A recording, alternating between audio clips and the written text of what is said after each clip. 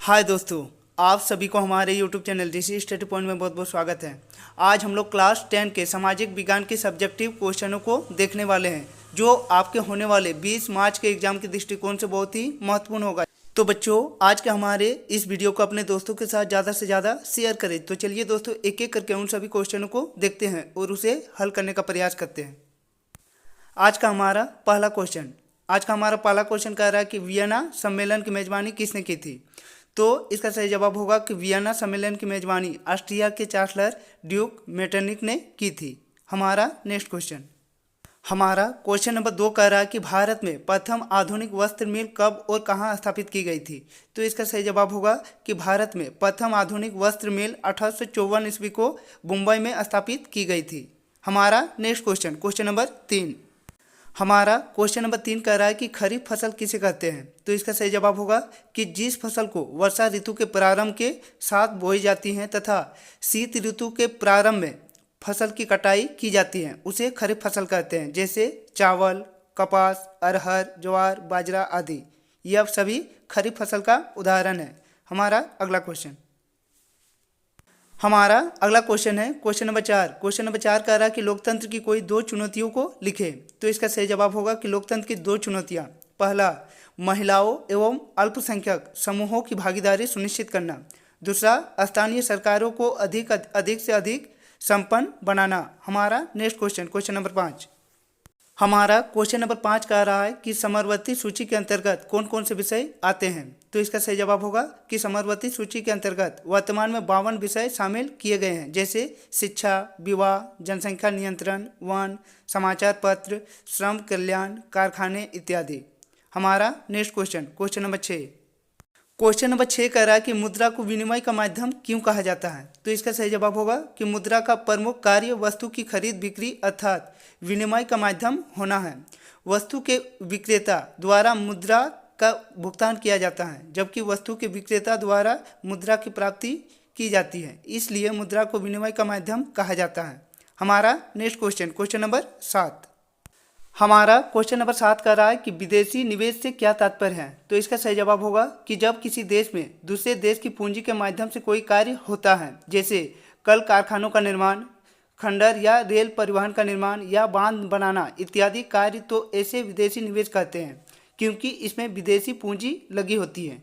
हमारा next question number 8 कह रहा है कि असहयोग आंदोलन में भारतीयों द्वारा अपनाए गए विभिन्न तरीकों का उल्लेख करें। तो इसका सही जवाब होगा कि असहयोग आंदोलन 1920 में महात्मा गांधी एवं उसके सहयोगियों द्वारा चलाया गया। इस आंदोलन में भारतीयों ने विभिन्न तरीकों से ब्रिटिश सरकार के साथ असहयोग किया। पहला पॉइंट, पुरस्कारों को लौटाना। महात्मा गांधी ने केसर हिंद, रविंद्रनाथ टैगोर ने सर, जमुना लाल बाजार ने राय बहादुर जैसे उपनामों को लौटा दिया।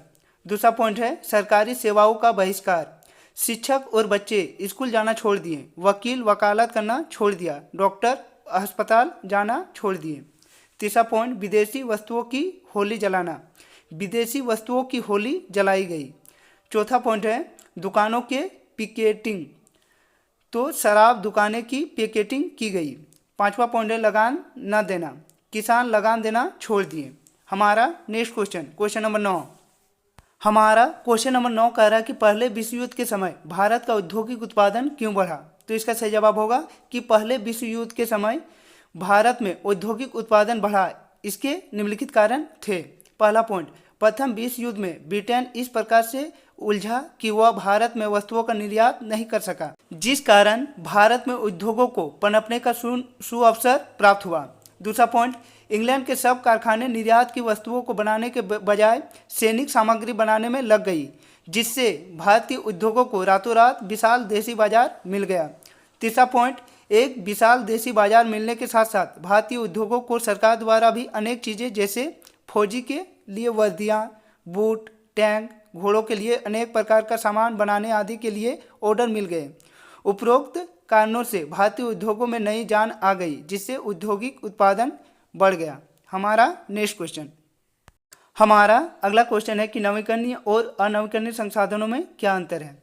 तो इसका सही जवाब होगा कि समावेशिता के आधार पर संसाधन 2 प्रकार की होती है, नवीकरणीय और अनवीकरणीय।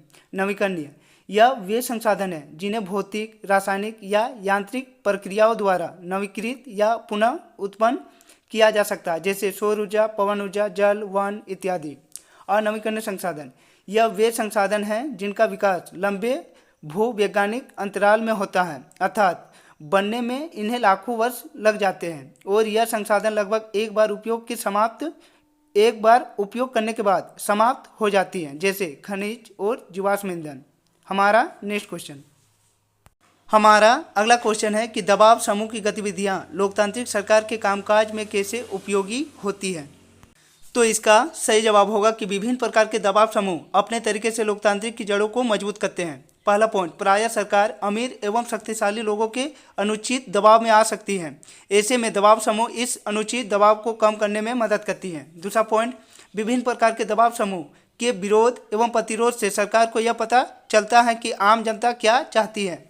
तीसरा पॉइंट, यदि किसी एक समूह द्वारा सरकार पर अपने पक्ष में नीतियां बनाने के लिए दबाव डाला जाता है तो दूसरे समूह द्वारा पहले के पक्ष में नीतियां नहीं बनाने के लिए सरकार पर दबाव डाला जाता है। इस प्रकार सरकार को विभिन्न प्रकार की जनता की इच्छाओं को सुनिश्चित और समझने का मौका मिलता है। हमारा नेक्स्ट क्वेश्चन, क्वेश्चन नंबर 12। हमारा अगला क्वेश्चन है क्वेश्चन नंबर 12। क्वेश्चन नंबर 12 कह रहा है कि श्रीलंका के समाज की जातीय बनावट की व्याख्या करें। तो इसका सही जवाब होगा कि श्रीलंका भारत के दक्षिण में हिंद महासागर में स्थित एक द्वीप देश है। इसकी आबादी लगभग 2 करोड़ के आसपास अर्थात हरियाणा के बराबर है। बेल्जियम की भांति यहाँ भी कई जातीय समूह के लोग रहते हैं। देश की आबादी का लगभग 74% भाग सिंघालियों का है, जबकि 18% तमिल तथा बाकी अन्य छोटे छोटे जातीय समूह ऐसे ईसाई मुसलमानों का है। देश के उत्तर पूर्वी भागों में तमिल लोग अधिक हैं, जबकि देश के बाकी हिस्सों में सिंहली लोग बहुसंख्यक रूप में हैं। यदि श्रीलंका के लोग चाहे तो वे बेल्जियम की भांति अपने जातीय मसले का कोई उचित हल निकाल सकते हैं, परंतु वहाँ बहुसंख्यक समुदाय अर्थात सिंहलियों ने अपने बहुसंख्यकवाद को दूसरे पर थोपने का प्रयत्न किया, जिससे श्रीलंका में गृह युद्ध शुरू हो गया, जो आज तक थमने का नाम नहीं ले रहा है। हमारा next question, question number 13। Question number 13 कह रहा है कि ऋण की शर्तों का उल्लेख करें। तो इसका सही जवाब होगा कि ऋण लेने वाले व्यक्ति के साथ बैंक ऋण के कई शर्त रखता है जो निम्नलिखित हैं। पहला, समर्थक ऋणाधार। कर्जदाता ऋण लेने वाले व्यक्ति से भूमि, इमारत, गाड़ी, बैंक में जमा पूंजी इत्यादि के कागजात जमा करने के लिए कहता है। इससे ही समर्थक ऋणाधार कहते हैं। अगला है आवश्यक कागजात। आधार कार्ड, पैन कार्ड जैसे कागजात भी कर्जदार से बैंक मांगता है। तीसरा पॉइंट है ब्याज दर। बैंक द्वारा हर ऋण समझौते पर ब्याज दर फिक्स कर दी जाती है। कर्ज लेने वाला व्यक्ति उसी ब्याज दर पर ऋण चुकता करने को विवश हो जाता है। चौथा पॉइंट है भुगतान के तरीके। बैंक कर्जदार को कर्ज देने से पहले भुगतान के तरीके से भी संबंधित शर्त रखता है, जैसे मासिक भुगतान करना इत्यादि। हमारा नेक्स्ट क्वेश्चन, क्वेश्चन नंबर 14। हमारा क्वेश्चन नंबर 14 कह रहा है कि विश्व व्यापार संगठन यानी WTO के किन्हीं 3 उद्देश्यों को लिखे। तो इसका सही जवाब होगा कि विश्व स्तर पर व्यापार को सुनिश्चित ढंग से चलाने के लिए 1995 ईस्वी में विश्व व्यापार संगठन यानी WTO की स्थापना की गई थी। इसकी स्थापना के पीछे कई उद्देश्य थे। यहाँ प्रमुख 3 उद्देश्यों को लिखा जा रहा है। पहला, अंतर्राष्ट्रीय व्यापार को उदार बनाना। विश्व व्यापार संगठन के आने से एक देश से दूसरे देश में व्यापार करना आसान हुआ। इससे वस्तुओं एवं सेवाओं का आदान प्रदान अब बिना बाधा के हो रहा है। दूसरा पॉइंट है जीवन स्तर में वृद्धि करना। विश्व व्यापार संगठन जरिए उत्पादित वस्तुओं के क्रय विक्रय के उत्पादन का सही मूल्य एवं उपभोक्ता को सही सामान मिलता है, जिससे जीवन स्तर को सुधारने में मदद मिलती है। तीसरा पॉइंट कि पर्यावरण का संरक्षण एवं उसकी सुरक्षा। भविष्य की पीढ़ियों को ध्यान में रखते हुए WTO ने पर्यावरण का संरक्षण एवं उनकी सुरक्षा पर भी ध्यान दिया है। हमारा नेक्स्ट क्वेश्चन, क्वेश्चन नंबर 15। हमारा क्वेश्चन नंबर 15 कह रहा है कि 18वीं सदी के यूरोप में कुछ लोगों को ऐसा क्यों लगता था कि मुद्रण संस्कृति निरंकुशवाद का अंत और जानोदय होगा। तो इसका सही जवाब होगा कि 18वीं सदी के यूरोप में कुछ लोगों को लगता था कि मुद्रण संस्कृति से निरंकुशवाद का अंत एवं ज्ञानोदय होगा, जिसके निम्नलिखित कारण थे। पहला, 18वीं सदी के यूरोप में यह विश्वास बनाया था कि किताबों के द्वारा प्रगति और ज्ञानोदय होता है। बहुत सारे लोगों का यह मानना था कि किताबें दुनिया बदल सकती हैं। दूसरा पॉइंट, लोगों का ऐसा मानना है कि मुद्रण निरंकुशवाद और आतंकी राजसत्ता में समाज को मुक्ति दिलाकर ऐसा दौर लाएगी जब विवेक और बुद्धि का राज होगा। तीसरा, कि 18वीं सदी में फ्रांस के एक उपन्यासकार लुई बेसेनी ने घोषणा की कि छापाखाना प्रगति का सबसे बड़ा ताकतवर हथियार है और इससे बन रही जनमत की आंधी में निरंकुशवाद उड़ जाएगा। हमारा next question number 16। Question number 16 कह रहा है कि लोकतंत्र किन परिस्थितियों में सामाजिक विभिन्नता को संभालता है और उनके बीच सामंजस्य बिठाता है। तो इसका सही जवाब होगा कि दुनिया में हर जगह धर्म, जाति, भाषा और आर्थिक स्थिति के आधार पर कोई भेदभाव है, परंतु यह केवल लोकतंत्र में ही संभव है कि हर प्रकार की विभिन्नताओं एवं विविधताओं में आपसी सामंजस्य पैदा किया जाता है। इसे निम्नलिखित रूप से देखा जा सकता है। पहला पॉइंट, लोकतंत्र की यही विशेषता है कि विभिन्न भाषा बोलने वाले लोगों को भी अपनी भाषा विकसित करने का मौका दिया जाता है। हर भाषा के लोग अपने निजी स्कूल खोल सकते हैं। हमारा दूसरा पॉइंट है कि लोकतंत्र में ही यह संभव है कि यहाँ हर आर्थिक वर्ग के लोगों को बराबर का वोट का अधिकार है। वोट में अमीरी गरीबी का कोई अंतर नहीं देखा जाता है। तीसरा पॉइंट है, यह लोकतंत्र में ही संभव है कि पुरुष के साथ साथ महिलाओं को भी बराबर का वोट देने का अधिकार होता है। चौथा पॉइंट है कि लोकतंत्र ही है जिसमें महिलाओं को अपने व्यवसाय चुनने का भी पूर्ण अधिकार देता है। पांचवा पॉइंट, लोकतंत्र ही यह संभव बनाता है कि किसी भी जाति या धर्म के लोग बसों, गाड़ियों, हवाई जहाज़ों के साथ एक साथ सफ़र कर सकते हैं।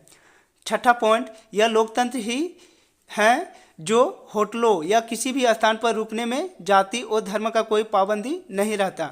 हमारा नेक्स्ट क्वेश्चन नंबर 16।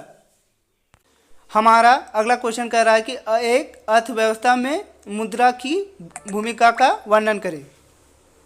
तो बच्चों, इस क्वेश्चन को अच्छी तरह देख ले और याद कर लें। चलिए हम लोग नेक्स्ट क्वेश्चन पर आते हैं। तो बच्चों, इसी तरह के अच्छे वीडियो प्राप्त करना चाहते हैं तो हमारे इस चैनल को सब्सक्राइब कर ले और बेल आइकन को दबा ले। और हाँ, अपने दोस्तों को शेयर करना ना भूलें, ज़्यादा से ज़्यादा अपने दोस्तों को शेयर करें। तो चलिए दोस्तों, और एक नए वीडियो के साथ फिर मिलते हैं। तब तक के लिए बाय।